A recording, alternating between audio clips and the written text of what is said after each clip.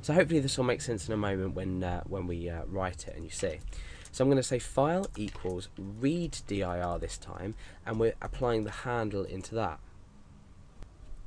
So we're reading in the handle that we've already opened with open dir. Now let me explain what happens in this loop. Every time we go around this loop, file is going to equal the next file along. So in this case we have, let's just double check, we've got 3 files here. So for the first loop we'll equal first file.txt, then second file.txt, then third file.txt. Now it will only represent in a string format, so file is now a string format. It won't actually be a link to the file, so we need to do that ourselves. So let's go ahead and just test this out. We can say echo file and then a line break. So let's preview this in our browser and see what it looks like. Okay, so we have the first file.txt, second file.txt, and third file.txt. However, you can also see that we've got this double dot here and this single dot here.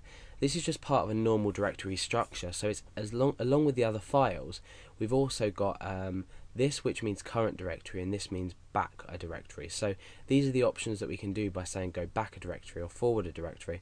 But we don't want to include these because we just want to look inside the files, look inside this files directory and list our files. So let's go and see what we can do to sort this out. Now we need to create a condition inside of our loop. So we need to create an if statement here, and we'll end that there.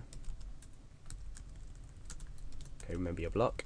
So we've created an if statement, and we need to put a condition in here, and the condition is based upon something. If it's true, we're going to echo the file.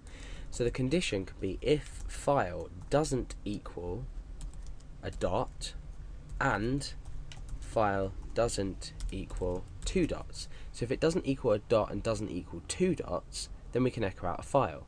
So therefore this dot and this 2 dots will be eliminated from our list, and this echo won't happen. Okay, they'll still exist, but this echo just won't happen. So let's go back and refresh and see what that's done. Okay, so that's got rid of the 1 and the 2 dots there. So we've achieved that just simply with an if statement here.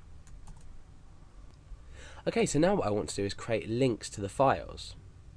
And we can do this just by appending on an href equals, and then that's the start of the a tag, and then we end the a tag there, just like you'd do in an HTML document, a normal HTML document. Now the link is going to be the directory and then / the file. So inside here what we can do is just append on directory. So what I've done here, if you didn't already notice, I've ended the echo. So we've started the echo here, we've ended the echo here. We're using a dot to append on our directory, then we're using a dot to append on the rest of it. So we can just do, for short, like you just saw me do, two of these single quotation marks and then 2 dots, and then in here we can write our variable data. So it's directory, and then it's / and then 2 more dots, 2 more single quotation marks, and file.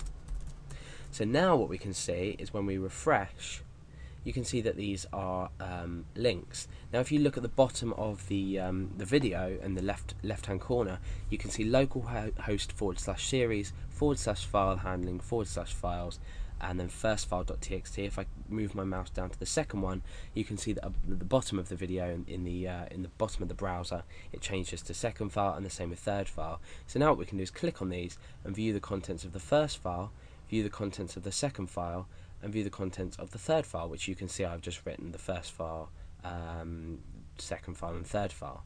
But obviously if these were images, you could change the ahref tag, and you can instead change it to image source, and you could point the source to the image that's located within the directory. And you could also talk about using functions that we've already seen in previous tutorials by myself, to only show JPEG files. So what we could do is we could either read in the file itself and check the type, or we could select everything after the last dot and say, is it a JPEG file? But for now, I'll leave you with this. This is a basic, most standard structure of looping through a file and displaying all files that don't equal a dot and 2 dots.